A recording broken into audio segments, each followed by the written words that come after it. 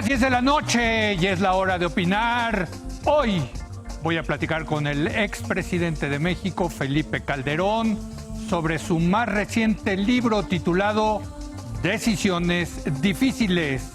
Luego vamos a tener nuestra mesa de debate con Denise Dresser, Mario Arriagada y Pablo Magluf. Así que quedes aquí en Foro TV, que ya comenzó la hora de opinar.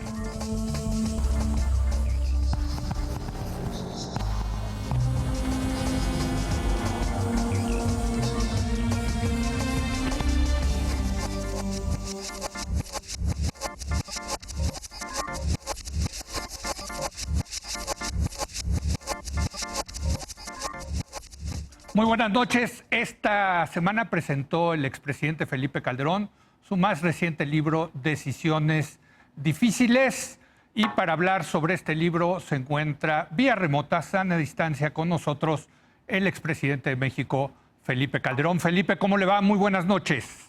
¿Qué tal, Leo? Me da muchísimo gusto saludarte. Me va bien, afortunadamente. Estoy contento con esta nueva publicación. Pues no solo de decisiones difíciles, sino en tiempos difíciles, ante la imposibilidad de presentarlo tradicionalmente en un auditorio y venderlo en librerías. Pues vaya, la necesidad nos hace entrar de lleno en esto de las presentaciones virtuales, las ventas por internet y las entrevistas a sana distancia, Leo. Así es, Felipe. Y la verdad quiero felicitarlo porque a mí me gusta que los políticos hagan su autobiografía. En realidad esta es una autobiografía política de usted y creo que es bueno porque como que le da sabor al asunto y le pone pimienta al debate público, ¿no? Pues ojalá así sea. De veras yo quería escribir únicamente de las decisiones de la presidencia, pero también de las más importantes en el ámbito político, que son desde luego anteriores a la presidencia, pero al explicar las circunstancias, el contexto, las razones, los personajes, evidentemente va saliendo una relatoría de muchas cosas personales, pues que ojalá sean del gusto del público, Leo. Así es, Felipe. Déjeme empezar, porque el libro está lleno de anécdotas, es una cosa que me gusta. Y quiero empezar con una anécdota que me pareció, hijo, muy preocupante. Siendo usted ya presidente electo, el entonces Procurador General de la República le dijo que había una amenaza creíble, seria, de que el cártel del Golfo, Ociel Cárdenas, pues pensaba asesinarlo, Felipe. Bueno, sí fue una cosa, ahora sí que fue la primera vez que el tema de la presidencia no me dejó dormir, ya luego traté de que cambiaran las cosas. Pues sí, la platico muy rápidamente. Me llamó Daniel Cabeza de Vaca, Procurador General de la República, que le interesaba platicar conmigo, así me dijo. Por la noche de ese día fui caminando de la casa, de tu casa y del auditorio que está ahí por Las Águilas, que vivimos ahí desde 2001 y seguimos viviendo ahí, por cierto, Margarita, los hijos y yo, y fui caminando a la casa que entonces ocupaba el Procurador General de la República, precisamente sobre Calzada Las Águilas. Me recibió y muy atentamente me dijo, con esa voz pausada, tranquila, de Daniel, que, oye, Felipe, hemos recibido información de que Ociel Cárdenas te piensa asesinar porque eres un candidato que él no pensaba y que no le conviene a su punto. Me quedé helado, frío, y lo que sigue, incrédulo lo que me estaban diciendo. ¿Cómo? Por favor, repíteme. Vaya, no podía yo caer en la cuenta. Fue una experiencia brutal. Pero bueno, luego vendrían otras más a lo largo de la presidencia, pero sí, esa vez fue la primera que recibí pues una amenaza directa sobre mi persona. Y no era amenaza, era incluso información de inteligencia, que es peor, porque amenazas recibes diario, ¿no? Sí. Pero ya que digan fuentes de la DEA y del FBI con fuentes del ejército me están reportando esto, dices, híjole, man, ¿no? Sí, no, bueno, fuerte. Qué bienvenida. Ahora sí que, qué cosa, Felipe. Ahora, déjeme ya entrar al tema de las decisiones difíciles. Gobernar es tomar decisiones, como usted dice. Y empiezo con el tema del Bester Gordillo, Felipe. En su libro dice que los compromisos con la maestra del Bester Gordillo ya estaban pactados desde el sexenio de Vicente Fox. Pues esto me llamó la atención porque más bien había la percepción de que había existido una alianza electoral con la maestra Elbester Gordillo y su campaña, cosa que no está mal, por cierto. Había, bueno, varias cosas. Lo primero es cierto, es decir, la alianza, no solo la alianza, la amistad que había entre Vicente Fox y Elbester Gordillo era pública, se conocían a través, entiendo que del grupo San Ángel, tenían una relación importante, estrecha, y sí había una alianza política, es decir, la lotería y el ISSSTE eran cargos convenidos, acordados políticamente con el CENTE y con Elbester Gordillo. Los directores del sexenio Vicente Fox eran precisamente provenientes, propuestos por el sindicato, y fue un acuerdo político que continuó, yo respeté, en primer lugar porque no tenía ninguna opción política para seguir enfrentando pues a mi principal opositor en la calle, buscando por todos los medios mi renuncia al PRI, pues atento a ver qué podía resultar de ese juego de fuerza, digamos, de esas vencidas, por ver qué podía rescatar en términos de poder político, incluso algún presidente sustituto. Entonces no tenía yo posibilidades en las circunstancias concretas de abrir más frentes que pudieran impedirme llegar a la presidencia de la República, y tuve que negociar, esa es la palabra, con Elbester, el acuerdo que había hecho Vicente Fox desde antes. Déjame decirte que yo traté, este asunto político empieza en la precampaña del PAN. Sí. Sale que Elbester estaba apoyando a Santiago Krill, entonces mi oponente. Yo le llamo a la señora pidiéndole que no se meta, que es una elección interna, que estaba yo muy indignado. Y esa conversación telefónica, por cierto, sale publicada a 8 columnas en Reforma, un caso de espionaje. Y no es mi alegato, no es contra Reforma, debo decirlo. Al contrario, me solidarizo con ese medio en tiempos que está injustamente atacado y amenazado. Pero al reclamarle empieza esto, y finalmente Elbester apoya, no abiertamente, pero apoya la campaña, terminando la elección, reclama ese apoyo, y reclama el acuerdo que hay con Vicente Fox. Y yo respeto el acuerdo. Pero sí hubo alianza electoral, digamos, antes de la elección. Yo creo que busqué el apoyo de mucha gente. Sí. No hubo un acuerdo, digamos, explícito, pero hubo un apoyo efectivamente al final de Elbester Gordillo. Yo creo que todo cuenta ahí efectivamente, ¿no? Pero tampoco que me digan que yo le debo la elección. Yo le debo la elección a más de 15 millones de mexicanos, ¿no? Claro.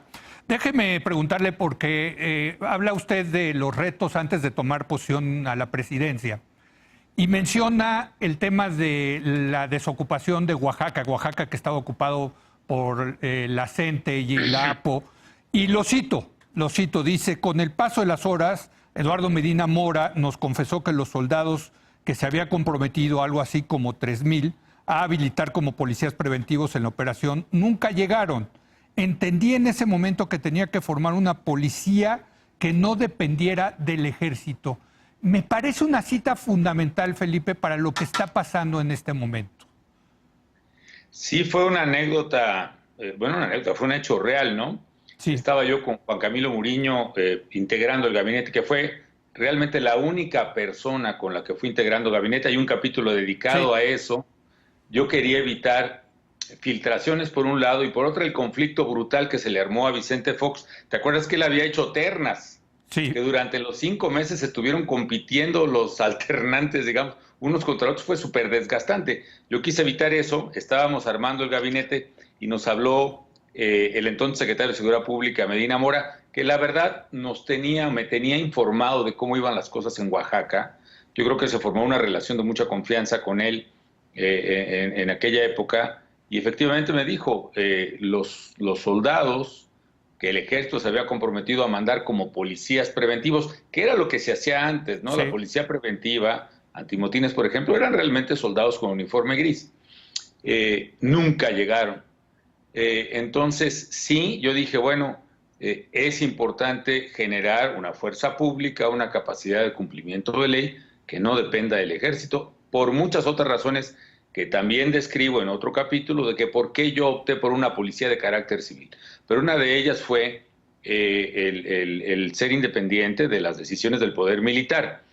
Por cierto, todavía entrando a la presidencia y en la prisa por armar la Policía Federal, recurrimos a este esquema de guardias, la policía militar, guardias presidenciales y otras, de formar policías federales, los que aceptaran.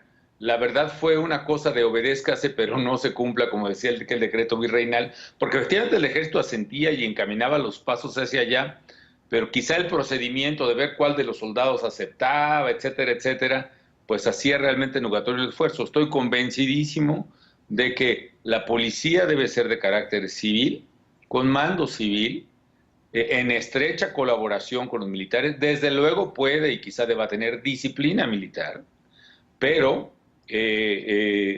pero con pleno ejercicio civil de estas cosas. Hay muchos modelos en el mundo, algunos plenamente civiles, otros son cuerpos desprendidos del ejército, convertidos pues en gendarmerías o en policía, la policía española, la Guardia Civil, sí, la Guardia Civil, la policía italiana.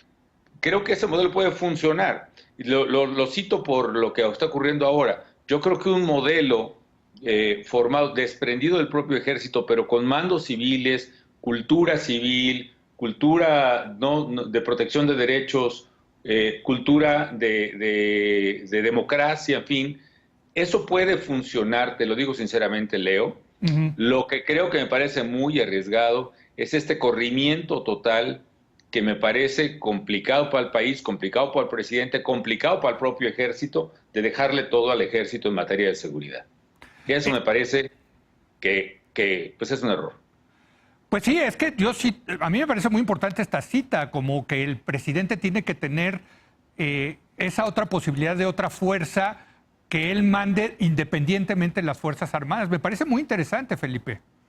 Y también otro criterio de sentido común que lo aprendes en el poder, Leo, o lo refuerzas del aprendizaje popular, ¿no? No pongas todos los huevos en la misma canasta, man. La verdad es que la fuerza pública de México y del presidente no puede depender de un solo cuerpo, honestamente. Creo que hay que diversificar eso. Desde luego. Y el tema de seguridad, Felipe, podríamos pasarnos pues toda una semana debatiéndolo. Es un capítulo central de su libro. Yo empiezo con esta reunión que tuvo usted con el entonces presidente Vicente Fox, en donde le preguntó de los temas de inseguridad, narcotráfico y crimen organizado, y que simplemente le contestó: con eso no hay que meterse. Fundamental cita, ¿no? ¿Le parece? Pues efectivamente así fue, y es un debate que prevalece, Leo.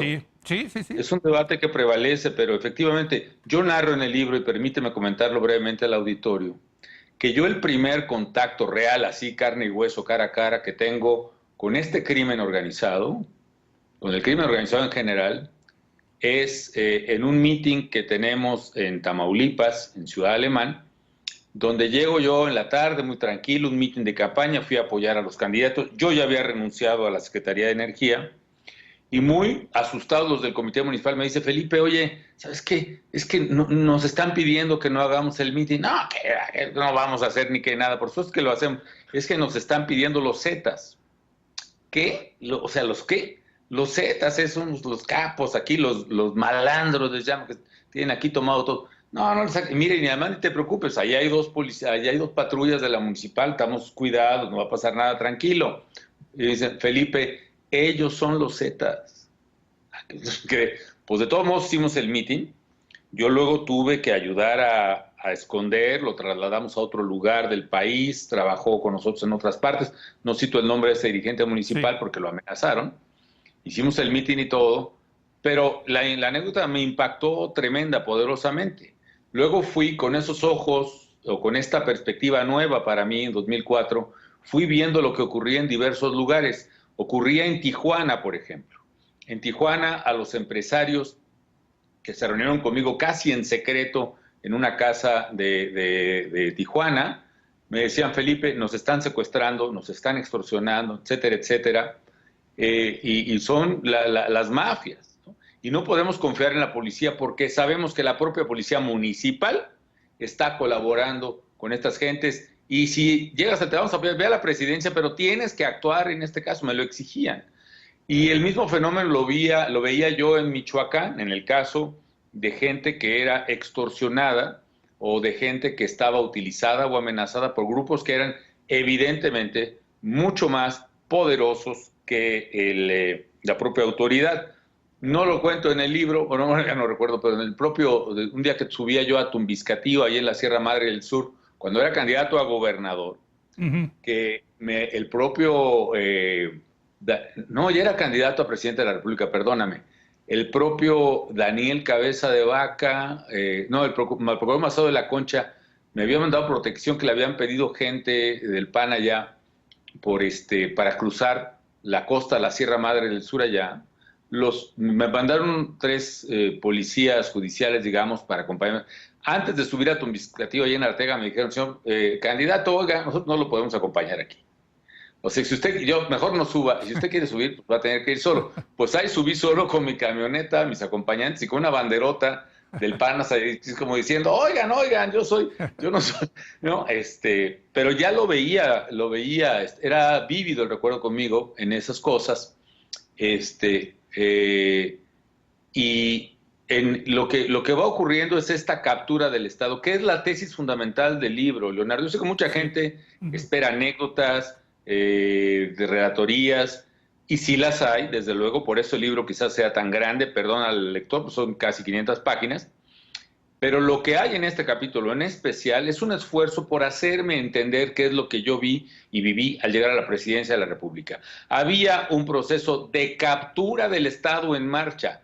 No era el principal problema las drogas, o quizá era el principal, pero el problema medular para el Estado mexicano no era la droga en sí misma o solo la droga, sino la captura del Estado, es decir, el apoderamiento por parte del crimen organizado de las instituciones esenciales del Estado mexicano, en particular las de seguridad y justicia, para sus propios beneficios. Pero entonces era insostenible, Felipe, esta Pax Narca, vamos a llamarla así, en el que el Estado tolera a los narcotraficantes para que ellos sigan exportando drogas a Estados Unidos y pues que más bien no se metan en asuntos aquí en México. Sí, era intolerable desde varios puntos de vista, Leo. Es intolerable desde el punto de vista legal, es decir, tu deber como presidente de la República, tu deber constitucional. Lo primero que protestas al tomar posesión, que por cierto hay un capítulo muy sabroso sobre la toma de posesión, ahorita platicamos eso si quieres, de cómo yo conocí esa puerta desde que era un chamaco irreverente en la Cámara de Diputados, el infante terrible en la legislatura del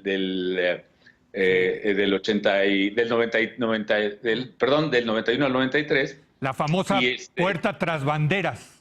Así es. Ya platicaremos de eso. Sí. Pero si algo juras es guardar y hacer guardar la ley. Ignorar la ley, cualquiera que sea la razón que quieras alegar, es claramente romper tu mandato constitucional. Bueno, entonces es un deber constitucional, legal, ético para mí. Ahora bien, esta Pax Narca no solo es inmoral, indebida, ilegal, sino que además es insostenible en el nuevo contexto de México. Hay 2 cosas que yo explico del nuevo contexto de México. Uno es la transición democrática misma, Leo. Sí, ¿Por qué razón? Porque para la democracia y contar votos y tener elecciones razonablemente limpias, hicimos cambios constitucionales, legales, llegamos una política de Estado, hubo consenso de partidos. Y consenso de partidos, un consenso verdaderamente nacional, llevó a tener lo que fue la ley electoral definitiva. Otra decisión difícil y anécdota que relato en el libro, cómo llegué a un acuerdo siendo presidente del PAN, Porfirio Muñoz Ledo, presidente del PRD, Santiago Oñate del PRI y Ernesto Zedillo, presidente de México, con Emilio Chaufet en gobernación. Llegamos a un acuerdo. A mí en lo personal me toca negociar el último tramo, que es la famosa cláusula de gobernabilidad, que cuando logramos el acuerdo entre Zedillo, Chaufet y yo, Zedillo por teléfono, a las 2:30 de la mañana en gobernación, salgo yo con mi acuerdo firmado bajo el brazo para decir, ahora sí voy a tener la exclusiva y la primicia con la prensa de que ya hay acuerdo. Y salí al patio y a la calle de Bucareli, no había nadie a quien llegarle con el chisme. Pero bueno, vuelvo al tema. Lo que nunca ha habido un consenso, un acuerdo nacional, un acuerdo de Estado como se necesita, y mucho menos la puesta en ejecución de instituciones, presupuestos, acciones, es en materia de seguridad. Entonces llegamos a la democracia donde termina el presidencialismo autoritario que hubo en México en el siglo pasado y que, por cierto, en parte hoy se está reconstruyendo, cosa que me preocupa mucho. Y ese presidencialismo simplemente se delegó a los gobernadores, que entonces fueron los que se volvieron pues prácticamente los virreyes, impunes, los sí. puede todo, dueños de presupuestos, sin escrutinio, sin transparencia, sin auscultación, dueños de legislaturas, dueños de poderes judiciales y un largo etcétera, que agravó el problema porque lo multiplicó en muchas partes, ¿no? Entonces, una transición política que no incluyó otro tema que debió ser política de Estado, que es la seguridad, que fue lo que yo intenté hacer. Sí. Y la otra razón es que cambia el modelo de negocio. Esta ya no es política, es económica, Leo. Eso le tengo que decir que la verdad no me convenció el argumento del cambio del modelo de negocio, porque implica que de repente hubo un boom en las adicciones en México, y yo no lo veo en las encuestas de adicciones. Yo ahí sí, empíricamente me parece que no se sostiene ese argumento. Bueno, vamos por partes, Leo. En primer lugar, que es la tesis de tu colega ahí de programa de Jorge Castañeda, por supuesto que sí se sostiene. Las adicciones entre el año 2005 y 2008 se duplicaron, Leo, los consumidores mexicanos. Pero además... Pero de una base muy chiquita, ¿no? De una base muy chica, y así lo dije en mi anterior libro. Sí. De una base chica, pero se duplicaron. ¿Qué te dice que un mercado se duplique? Que sí es una razón poderosa el consumo, pero la otra razón económica, esta no es solo de salud, digamos, la razón económica es el incremento en el ingreso per cápita, algo que quizá, yo creo que sí entiende tu colega, pero a lo mejor no le gusta reconocer. Con el Tratado de Libre Comercio, el ingreso per cápita en México pasó de $2,000 a más de 15,000 medido a paridad de poder de compra. Déjalo Correcto. en 10,000, digamos, en términos ahora reales nominales. Este incremento lo que hace, y vaya es la tesis de la microeconomía, es que al incremento del ingreso personal disponible hay un incremento y diversificación de la canasta de consumo. Es decir, pasas de consumir ciertos bienes indispensables a consumir de todo. Y efectivamente, en los años que gobernamos, la mera última parte del presidente Zedillo, el gobierno de Vicente Fox y el de un servidor, la verdad se fue consolidando una gran estabilidad económica. Se redujo la inflación. En mi gobierno es la primera vez que con Fox y conmigo llega la inflación a menos de un dígito. Los créditos bancarios reaparecen. Cuando yo le explico a los alumnos que no había crédito ni para comprar un coche, no había hipotecas para casa, decía, pues ¿cómo es posible? No había nada. Cuando desaparece, el ingreso disponible en México aumenta. Y ese aumento provoca que los chavos y la gente sí tenga más dinero del que tenía antes, sí pueda ir a antros que no iba antes y sí empieza a consumir también droga. Y es un círculo que se retroalimenta. ¿Se retroalimenta por qué? Porque los criminales saben que hay un mercado potencial que crece exponencialmente. Ahora tan famoso el término de las curvas planas que no son planas, que crece y que está ahí en esos antros, en los taxis, en los pueblitos, en las tienditas. Es importante este dato porque no es que solo crezcan las adicciones y que esa sea la gran mula que jala todo lo demás. Lo que impacta es el aumento del poder adquisitivo del mexicano. Particularmente se crea, como dijo Luis Rubio y Luis de la Calle, una incipiente pero creciente clase media, y esa clase media tiene ese poder de compra que los criminales detectan claramente. Ahí la casa que, hubo un video muy famoso que fue publicado poquito antes de que yo, o que fue filmado antes de que yo entrara, donde por aquellas fechas, no lo narro en el libro, pero te lo narro. Sí. Hay uno de estos videos terribles de tortura y ejecución de una banda contra los rivales de otra por una disputa territorial, que es la tesis fundamental del libro. Sí, porque es la disputa territorial por el mercado interno, el narcomenudeo, ¿no? Exacto. Y esa disputa implica que este sujeto dice, aquí en Veracruz tenemos pues unas 600 tienditas. 600 tienditas en el puerto de Veracruz. Estoy hablando probablemente del año 2007. Imagínate el tamaño del mercado. Entonces, en resumen, yo sostengo, sí, que el Tratado de Libre Comercio en particular y los procesos de estabilidad económica que al último de Zedillo, Fox y un servidor, continuó un poco también con Peña, se logró realmente una mayor capacidad de compra de los mexicanos, el crecimiento de una incipiente clase media, y eso es un mercado apetecible, es un mercado real que, por supuesto, provocó la expansión del consumo de drogas en México. Por favor, no me sostengan el argumento de que no hay consumo de drogas en México. Es que en las encuestas de adicción efectivamente se ve que hay muy...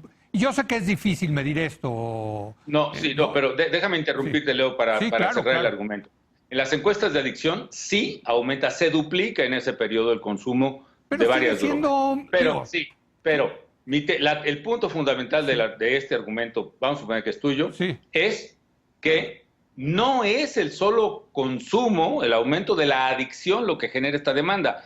El verdadero motor del crecimiento de la demanda es el crecimiento del ingreso disponible. Es un argumento, no es que todo el mundo se volvió adicto, es que empezó a haber dinero en la bolsa para comprar drogas. Claro. Ese es el punto. Y bueno, lo sostengo, yo lo que recomendaría al público es leer el libro. La verdad es que yo siento que está bien argumentado en ese punto. Sí. Bueno, incluso hay un esquema ahí muy interesante que hace el expresidente para explicar por qué el tema del crimen organizado.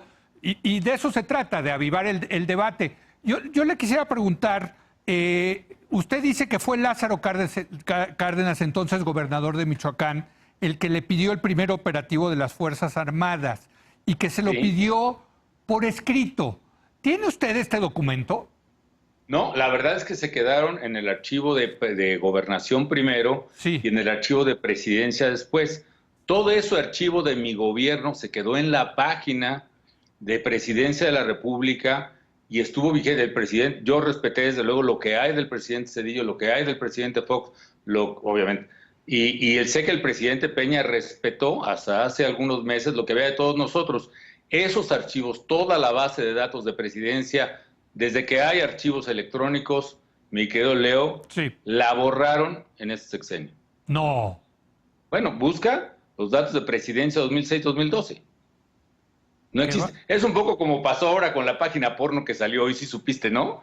Que no pagaron los derechos de una página web del Proyecto de Nación y quién sabe qué pasó. Pero bueno, no es el tema de la entrevista, ¿no? No, pero no sabía eso, porque a mí me parece que y aquí lo hemos discutido en esta mesa muchas veces, digamos, la antropología de cómo comenzó esto, es importante saber esa decisión de Michoacán. Y a mí me llamó la atención decir que se lo pidió por escrito el entonces gobernador Lázaro Cárdenas.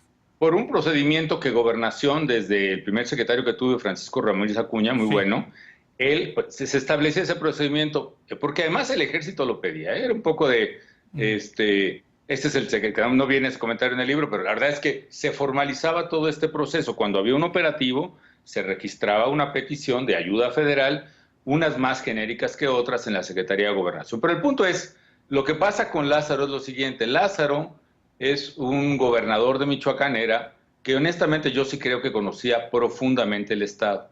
Sí.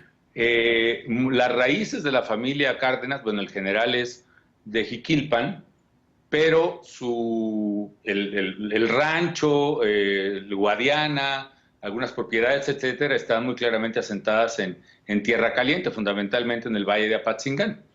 Y conoce bien la gente, conoce bien el territorio de Lázaro. Él mismo empieza a explicarme a mí lo que le había explicado al presidente Fox, que este grupo de la familia michoacana y antes los Valencia habían empezado a crecer en poder y ya no se dedicaban solo a exportar droga, digámoslo así, sino a controlar los pueblos y las ciudades, particularmente en Tierra Caliente. Que este problema iba creciendo, estaba generando además delincuencia, abusos sobre productores. Es muy curioso que siempre empiezan del lado ilícito, Leo. Sí. Esto lo expliqué en el libro anterior, ya no me metí más en esto, pero empiezan del lado ilícito porque Bob Selig, que es Premio Nobel de Economía y que explica este tema, The Real Business of Organized Crime, él dice que el verdadero negocio del crimen organizado es extorsionar. La extorsión es el verdadero negocio porque implica la extracción de rentas de la sociedad, sacarle el dinero a la gente. Digamos que es casi parecido a lo que son los impuestos en el gobierno. Al Estado, claro. Al Estado. ¿Y por qué? ¿Y por qué empiezan por el lado oscuro? Él lo explica en el Boston de los 70s. Sí. Dice, porque quien vive en plena legalidad tiene derecho a pedir la protección de la policía frente a la extorsión. Pero quien vive en la ilegalidad no tiene la posibilidad de invocar la defensa del Estado para protegerse del extorsionador, ¿no? Así es. En México empezaron así, empezaron con otros delincuentes, con vendedores de droga menores a los que les piden derecho de piso, con rateros, con ladrones de coches, de cosas, para darles permiso de operar, y empiezan a meterse luego en el terreno legal. Por ejemplo, empiezan a extorsionar las tiendas de cómex o de venta de pinturas. ¿Por qué razón? Porque le dicen al expendedor que vende tiner y otros inhalantes que sirven para drogas y que eso es parte de un negocio que ellos deben controlar. A los aguacateros, por ejemplo, al principio la familia no extorsionaba a todos.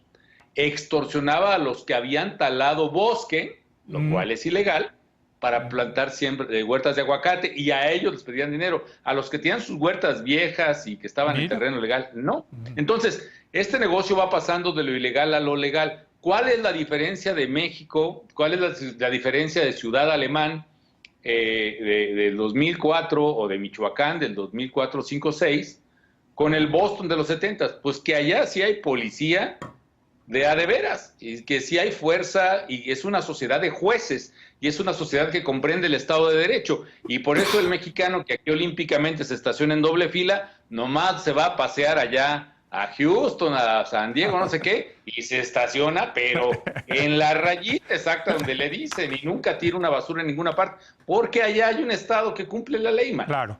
Entonces, esa es la diferencia medular. Lázaro me explica todo este tema. Yo soy escéptico, te confieso al principio, o más bien diciendo, híjole, pero ¿cómo? Y luego le digo, pues pídele ayuda a Fox. Y me dice Felipe, porque sí, no somos de la misma ideología, tenemos diferencias, pero nos respetamos bien. Ya se lo pedí, llevo un año pidiéndole que me apoye, como lo hizo en Tijuana y como lo hizo en Laredo, aunque sea por unos días nada más, y no han querido tomar la decisión. Apóyame, por favor. Estamos en ese estira y afloja. Lo que a mí me lleva a tomar una decisión difícil como fue esta, fue, en una de esas discusiones, están secuestrando los presos de la familia que están en el penal de Mil Cumbres, la vieja carretera que los morelianos conocemos,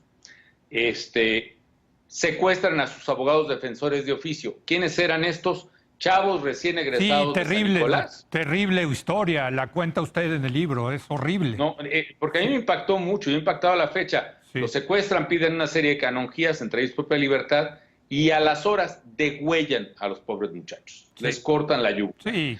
Entonces, sin que interviniera, pues el Estado estaba atado de manos, el gobierno federal un poco también.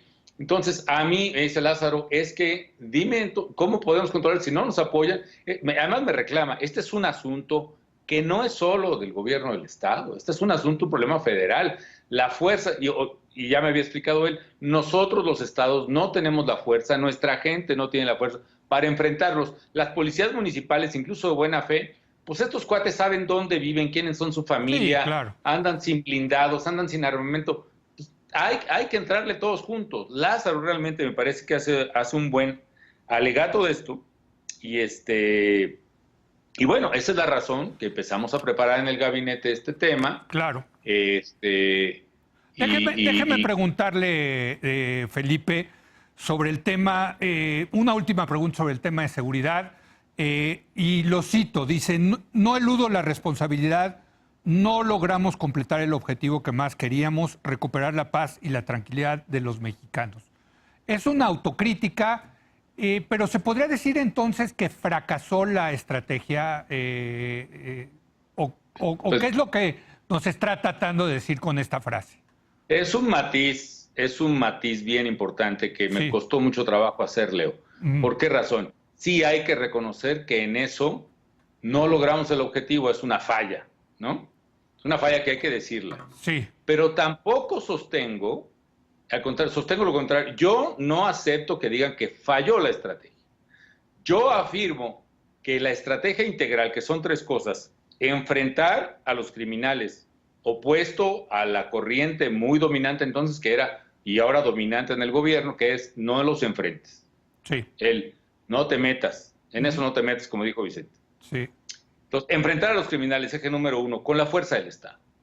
2, construir instituciones de seguridad y justicia confiables y eficaces, bien pagadas, modernas, etcétera, etcétera, que avanzamos muchísimo en ellas con la creación de la propia Policía Federal, el establecimiento de vettings en Procuradurías y Fuerzas Armadas, de control de confianza, perdón, el impulso hacia control de confianza local, y 3, la reconstrucción del tejido social, donde invertimos mucho dinero. Por ejemplo, lo que nosotros le metimos a reconstrucción de tejido social en Ciudad Juárez, que fueron más de 5,000 millones de pesos, implicó más de lo que en el sexenio pasado se metió a prevención en todo el país. ¿Por qué razón? Porque además cancelaron esa partida al tercer o cuarto año. Así es. Entonces, los 3 ejes funcionan y sí cooperan los locales. Yo narro anécdotas de gobiernos, tanto del PRI como del PAN, que sí cooperaron. El de Tijuana, el de Baja California, desde luego, donde llegaron a amenazarnos que si continuábamos limpiando la policía, nos mataban a 2 policías municipales a la semana, y empezaron cumpliendo la amenaza. Decisión dificilísima también, ¿le sigues o no le sigues? El gobernador de Chihuahua, Duarte, tengo que especificar porque me tocó vivir con 2 gobernadores. Yo no sé si Duarte robó o no robó, etcétera, etcétera. Lo que sí es que en materia de seguridad sí se comprometió y sí se metió, y particularmente con el Poder Judicial de Chihuahua empezaron a terminar con la puerta giratoria, eso de liberar al detenido inmediatamente que llegaba, apenas llegaban, recibían una presión. Y 3, muy importante para mí, el caso del gobernador Medina en Nuevo León. Insisto, no juzgo la parte patrimonial que debaten mucho los nuevoleoneses, pero lo que sí es cierto, en gran parte presionado por el sector privado de Nuevo León, que es muy responsable, por empresarios, por cámaras, etcétera, sí empezó a seguir las recomendaciones que hacíamos, entre otras, limpiar todas las policías, aplicarles el control de confianza, aplicarles el polígrafo, crear una fuerza civil, incluso así se llamó, Fuerza Civil de Nuevo León. Y con eso, lo demuestro en el libro, la delincuencia, los homicidios en Nuevo León, zona metropolitana, Monterrey, bajaron 89% desde su pico. Por cierto, esa gráfica no la metí por espacio, pero sí puse la de Ciudad Juárez. Desde su pico, los homicidios en Ciudad Juárez bajaron 81%. Y a nivel nacional, entre 2011 y 2012, que dejé la presidencia, los homicidios bajaron 25%. ¿Qué quiero decir? Si fallamos en conseguir el objetivo, no lo logramos, pero la estrategia, honestamente, no es una estrategia que, si la estrategia se cumple bien, es una estrategia que funciona. Y yo se la recomiendo al presidente López Obrador en una carta que le dirijo diciendo que estas 3 cosas funcionan. Hay que enfrentar a los criminales, sí. Con la fuerza del Estado, sí. Hay que construir instituciones nuevas, confiables, eficaces. Yo le decía, pues si ya está la Guardia Nacional, ojalá la Guardia Nacional sea eso, confiable, eficaz, civil, etcétera. Ya por lo que se ve por ahora, ya no va a ser civil, al menos este gobierno. Y 3, reconstruir el tejido social, lo cual le reconozco, el presidente hace muy bien.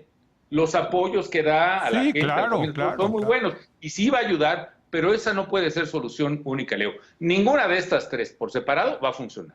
No es solo combatiendo a los criminales, eso no termina de funcionar si no se acompaña de nuevas policías. Y nuevas policías no van a funcionar si la decisión es no combatir a los criminales o no apoyar a la gente.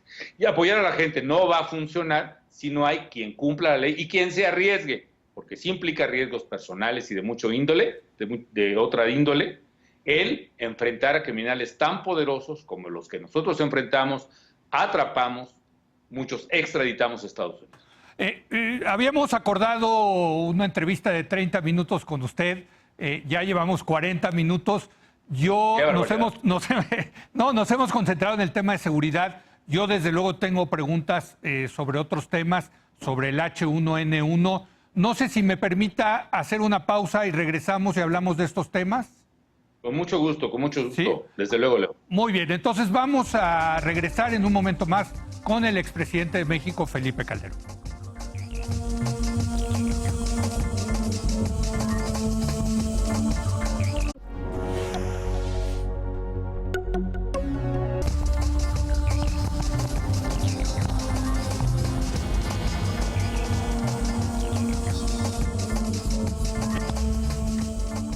Bueno, regresamos con el expresidente Calderón. Estamos hablando de su más reciente libro, Decisiones Difíciles. Le quisiera preguntar ya un último cuestionamiento que usted no evade en el libro, que es el tema de la detención de Genaro García Luna. La verdad, quiero decirle que a mí me llamó mucho la atención porque Yo sé que Genaro García Luna llevaba una muy buena relación con Estados Unidos y la verdad no me cuadra la idea de que se vendió el secretario de Seguridad Pública durante su sexenio al cártel de Sinaloa.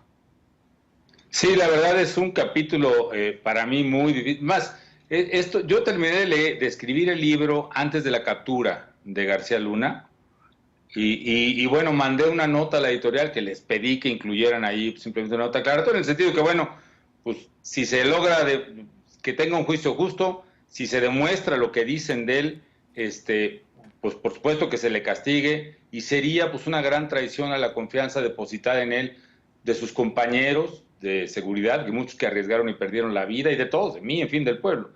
Pero por lo pronto, varias cosas, la verdad. Cuando yo escojo a Genaro, lo escojo con la información que tengo y era de muy buena, digo, de que era la persona más indicada para ser policía en el sentido de capacidad, de energía, de conocimiento del tema.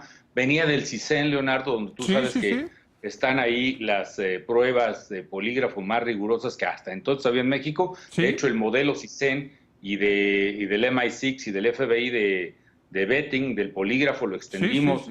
Esa fue la idea de todas las dependencias, además, en parte, sugerencia de él. No había evidencias verificables, digamos, pruebas. Había mucha rivalidad, mucha grilla, pues, muchos chismes de unos contra otros, contra el ejército y del ejército contra el PGR y el ejército contra la seguridad, en fin, pero así pruebas constatables y verificables no.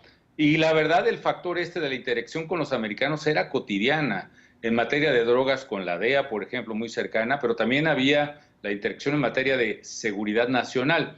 Fíjate que con el equipo de Genaro, en fin, bueno, Genaro PGR, no me acuerdo, se detuvo a un terrorista de entonces Al Qaeda en México que planeaba asesinar al embajador de Arabia Saudita en Washington, que además ahora es el ministro de Relaciones Exteriores de Arabia Saudita, un hombre muy poderoso. Entonces, bueno, eso pasó. Por supuesto que a mí me duele que exista el tema, que más que no hubiera, vaya que esto no pasado, pero no me cuadra, bueno, resulta, ¿no? O sea, ¿a usted le cuadra que la acusación? No, a mí me parece increíble, conociendo a Genaro García Luna, su relación con Estados Unidos, que pues haya aceptado sobornos del cártel de Sinaloa. No me cuadra, la verdad. La verdad, a mí, sobre todo cuando ocurrió el hecho, sí me sorprendió bastante, porque además el testigo que lo imputa, que es el hermano del rey Zambada, que es el rey Zambada, pues lo atrapamos nosotros, lo extraditó mi gobierno, o sea, en fin, muchos de los que acusan, pero mira, ya prefiero ver qué pasa en el juicio, Leo, y atenerme a ver esas pruebas. Las evidencias, eso sí, que se alegan contra este mismo testimonio que te comento, fue de 2018 en el juicio contra el Chapo. Teniendo esas evidencias en 2006, quizá otro gallo hubiera cantado, ¿no? Lo que salió, no ahora, salió ayer en el Universal, pero ya había salido, ya es algo conocido, de patrimonio que se va formando. La verdad, la mayoría de ese patrimonio se forma prácticamente después de la presidencia y, por cierto, no en función de relaciones con crimen, sino a relaciones de contratos con gobierno. O sea, yo dejo las cosas ahí. En cualquier caso, y como digo en el libro, si se llegara a demostrar en justicia eso, yo creo que refuerza este hecho que yo trato de enfatizar en el libro. Hay un proceso de captura del Estado en marcha, Leonardo. Pienso que es la mayor amenaza para el Estado mexicano y tiene que ser una materia de acuerdo y de política de Estado nacional, de frenar eso y acordarnos de que el enemigo precisamente es la delincuencia y no los que estamos opinando, aunque discrepemos del presidente. Sí. Déjame cambiar de tema. Uno de los capítulos más trepidantes, más dramáticos, es la epidemia del H1N1. Por cierto, la revelación de que Margarita Zavala, su esposa, tuvo H1N1, era asintomático, pero tuvo el virus, ¿no? Me parece muy interesante. Sí. Pero... Aquí me está viendo y me está haciendo cara de que andas con esos chismes. Saludos a Margarita Zavala. Pero yo le quisiera preguntar la diferencia de cómo está tratando ahora el gobierno esta nueva epidemia del coronavirus. ¿Cómo lo compara con lo que le tocó a usted vivir? Bueno, varias cosas. Primero, ¿en qué se parecen? Que un día llega José Ángel Córdoba, un muy buen secretario de Salud, y me dice: señor presidente, la gente que hemos visto morir en los hospitales, porque nosotros ya conocimos el problema cuando ya había muertos en nuestros hospitales, eso detonó la sospecha. Primero, me acaban de llegar los resultados de Canadá. Se trata de un virus, obviamente, mortal, un virus totalmente nuevo. No hay registro en el mundo científico, médico, de este tipo de virus. Es totalmente desconocido, en consecuencia, no hay vacunas, no sabemos qué lo pueda curar y algo más, no sabemos qué tasa de propagación tenga. Entonces, esa es una decisión difícil. ¿Qué haces con esa información? ¿Se parece eso al coronavirus? ¿Por qué? Porque también es un virus mortal, totalmente desconocido hasta ahora, y que no hay vacuna, que no se sabe cómo se cura, y que ahora se va conociendo la tasa de letalidad, la tasa de mortalidad, por lo menos respecto de casos conocidos en México, u oficialmente reconocidos, que esa es una historia totalmente distinta, es de 10%. Uno de cada 10 personas que según el gobierno se infecta, o se reconoce, uno de cada 10 se muere. Esa alta tasa de letalidad no tenía desde luego el H1N1, pero no lo sabíamos al principio y había que tomar decisiones. Y yo digo que es como el piloto de un avión que no trae instrumentos para viajar de noche o en tormenta y sabe que hay una montaña enfrente de él y el piloto puede jugársela. No, yo creo que la montaña es más bajita, no va a tener nada. Me ahorro gasolina y tiempo y salgo rápido de la tormenta y me sigo derecho, o hago el esfuerzo, complico el avión, le quemo más combustible, llego más tarde, a lo mejor cambio de aeropuerto y me subo para tratar de evadir la altura de la montaña. A lo mejor si la montaña era chaparrita dicen, este cuate nos guardó a todos en casa, etcétera. La verdad, yo preferí tomar la decisión difícil de responder rápida y agresivamente contra el virus y la verdad funcionó razonablemente bien. Ya a las 3 semanas fuimos conociendo que los pacientes tratados con oseltamivir, el famoso Tamiflu, fueron respondiendo. Era una medicina que no se había probado bien en adultos todavía, déjame decirte, ¿no? Después de los experimentos en animales, lo único que había era un potencial uso pediátrico que además creo que lo traían en jarabe o algo así. Había que convertirlo en fin, una experiencia dura. La otra parte es la económica, Leo. Sí. Nosotros, no porque el virus de influenza, repito, fuera tan grave, yo creo que este es mucho más letal y peligroso, definitivamente, pero recuerda, venía acompañada su aparición con la crisis económica del 2009, la peor recesión económica en el mundo que conozcan las generaciones presentes, porque cuando dicen es que la crisis del 29, pues la verdad los números eran otros, las cifras financieras eran otras, y no hay ahorita alguien que te recuerde, o habrá cuál es la crisis del 29 en el mundo, ¿no? Son las generaciones vivas, la peor crisis económica que conocieron en el mundo, hasta hace 10 años fue la del 2009. Entonces, enfrentar el golpe económico de ambas crisis fue uno de los momentos más difíciles de mi gobierno. Yo digo que fue la tormenta perfecta. Ahora, ¿qué hacer en lo económico? También ahí hay respuestas distintas. Sí, usted habla de las políticas contracíclicas que implementó su gobierno, ¿no? Efectivamente, mira, yo siendo un conservador, como dice el señor presidente, lo soy desde luego en muchas cosas de finanzas públicas. A mí no me gustan los déficits públicos, pero entiendo perfectamente que cuando viene una crisis de este tamaño, lo que tú tienes es un paciente que le acaba de dar un infarto y tienes que revivirlo como sea. Tienes que ponerle las paletas esas eléctricas, tienes que darle choques, tienes que inyectarle quién sabe qué sustancias para que reviva, para que rearranque el corazón, man. Y eso hicimos con la economía mexicana. Le metimos un déficit de más de 3% ese año. Usamos fondos de estabilización, ciertamente, recurrimos a crédito, tomamos utilidades del Banco de México, metimos eso a la economía en infraestructura fácil de hacer, por ejemplo, ordenando el mantenimiento que sí necesitan las carreteras en México. Sí, ¿no? Sí. Hicimos el fondo de infraestructura, que es un supermodelo, la verdad me encanta, porque concesionamos, y voy a decir una palabra que hoy es pecado, déjame decir, privatizamos concesiones de carreteras que estaban operando por 20, 25 años. Sí. Por ejemplo, la Tlacomulco, Guadalajara. Y con ello sacamos como $4,000 millones. Y con eso construyeron otras. Y con eso construimos otras, entre otras la Mazatlán-Durango, que tiene además 88 puentes, perdón, más de 120 puentes y 80 y tantos túneles. En fin, hicimos cosas buenas, pero sobre todo empleo temporal, limpiar. No, y salió rápido la economía, la verdad. O sea, fue una caída dura del Producto Interno Bruto, aunque ya a lo mejor ya no va a existir esa medida. Pero eso sería una barbaridad, hombre. Bueno, pero bueno, déjame decirte un dato en que hay diferencia, sí, porque es muy importante el momento actual en lo económico. Nosotros decidimos apoyar a las empresas. Por ejemplo, empresas que iban a despedir a sus empleados, las exportadoras de Estados Unidos, dijimos, no, espérate, no los despidas.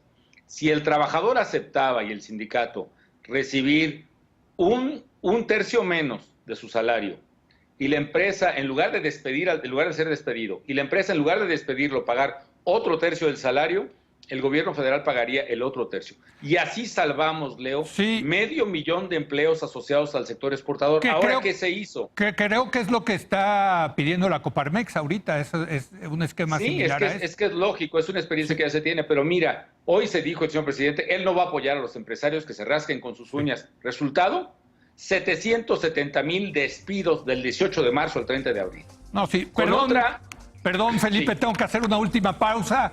Regresamos rapidísimo con usted.